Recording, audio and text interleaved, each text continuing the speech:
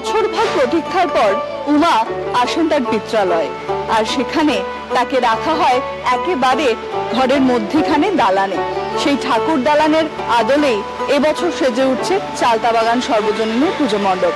আর মহানগরের মহাপুজো নিয়ে আমরা পৌঁছে গেছি সেই পুজো মণ্ডপ ঘুরে দেখতে।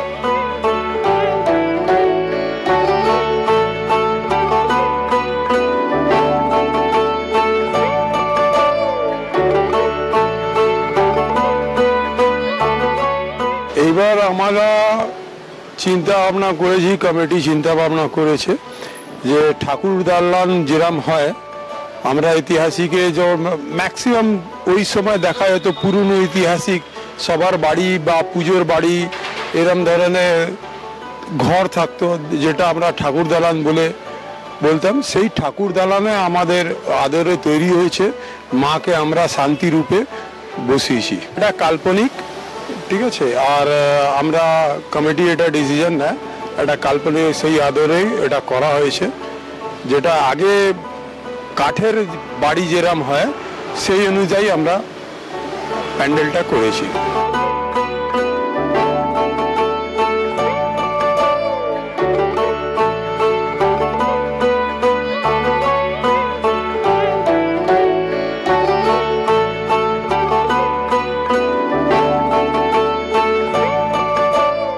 বছরের এই 5টা দিন দালান আলো করে থাকে ঘরের মেয়ে উমা, আর সবাই এই দালানকে ঘিরেই যেন এই 5টা দিনে মেতে থাকে।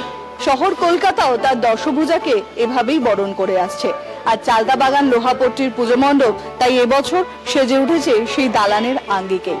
একেবারে একটি কাল্পনিক বাড়ি, কিন্তু তার দালানটা যেন শহরের প্রতিটা কোণায় ছড়িয়ে থাকা সেই ঐতিহাসিক ঘরগুলোর মতন, যেখানে একসময় সকলে মিলিত হতো এই পুজোর কয়েকটা দিনে, আর যেখানে মা তার সন্তানদের নিয়ে এসে পূজিতা হতেন প্রতি বছর।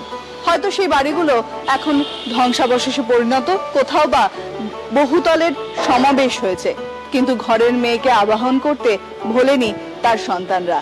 সেই ভাবনা থেকেই এবছর চালতাবাগানের পুজো মণ্ডপ সেজে উঠেছে। ক্যামেরায় মনোজ মুখোপাধ্যায়ের সঙ্গে শাশ্বতী রায়, কলকাতা টিভি।